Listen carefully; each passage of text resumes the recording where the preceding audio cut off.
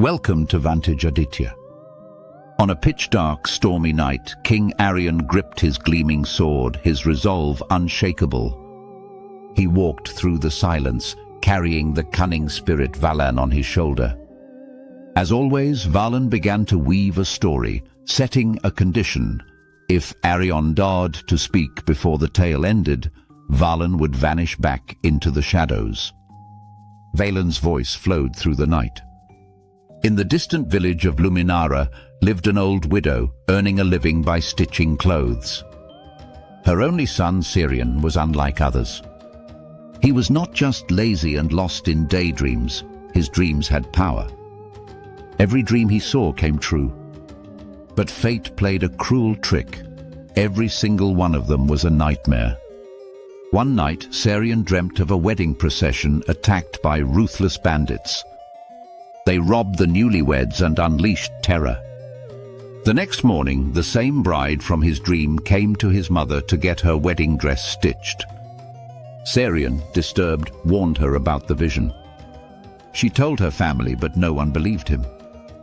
They dismissed it as superstition. On the wedding night, as the bride was leaving with the groom, the nightmare unfolded exactly as Serian had seen. The bandits struck. Chaos erupted, and many were injured. Instead of gratitude, the villagers turned against him. They accused him of being in league with the attackers. Beaten and humiliated, Serian was branded a curse.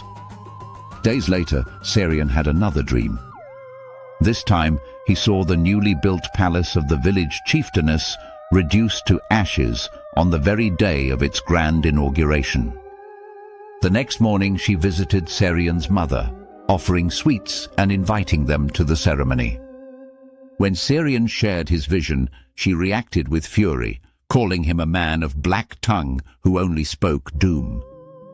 Despite every precaution at the ceremony, a fire broke out, consuming the palace entirely.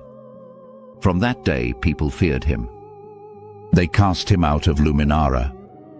Exiled and alone, Serian wandered into another kingdom, where he found work as a royal night guard. But destiny was not done with him. One night on duty, another dream came, this time of a devastating earthquake in the neighboring kingdom of Solmir, where no soul would survive. At dawn, he rushed to warn the king. Acting on the warning, the king cancelled his planned visit to Solmir.